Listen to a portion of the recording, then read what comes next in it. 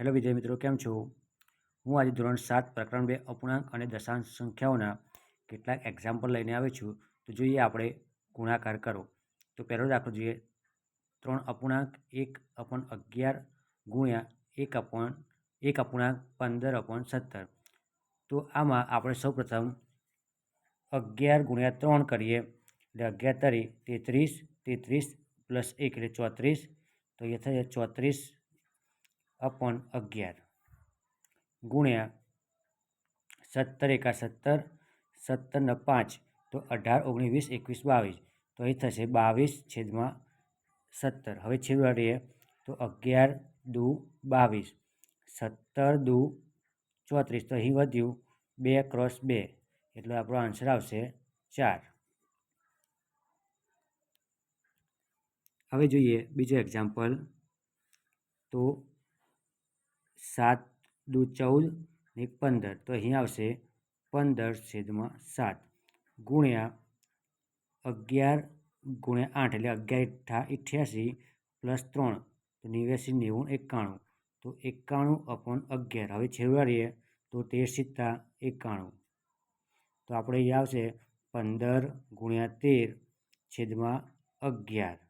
તો હવે 15 ગુણ્યા 13નો ગુણાકાર કરીએ આપણે તો અહીં ગુણાકાર આપણને 195 મળશે.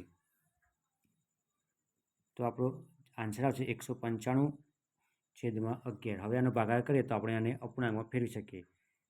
તો હવે ત્રીજો એક્ઝામ્પલ જોઈએ આપણે. 2 અપૂર્ણાંક 3/55 ગુણ્યા 1 અપૂર્ણાંક 6/6. તો આપણે કરીએ તો 5 દુ 10, 10 પ્લસ 3 એટલે 13 છેદમાં 5 ગુણ્યા 7 એકા 7 પ્લસ 6 એટલે 7 પ્લસ 6 એટલે 13 છેદમાં 7.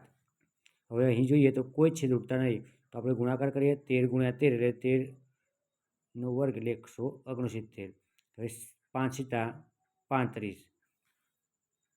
હવે આનો ભાગાકાર કરીએ તો આપણને આન્સર મળે 4/29/35. 7 અપૂર્ણાંક 1/3 ગુણ્યા 3 અપૂર્ણાંક 1/7. તો ગુણાકાર કરીએ તો 3 × 21 અને 1/22/3 ગુણ્યા 7 તરી 21 પ્લસ 1 એટલે 22/7. તો અહીં પણ છેદ ઉડતા નહીં એટલે 22 × 22 આપણે કરીએ તો 22નો વર્ગ થાય 484 છેદમાં 3 × 21. આને પણ અપૂર્ણાંકમાં ભાગાકાર કરી ફેરવી શકાય છે.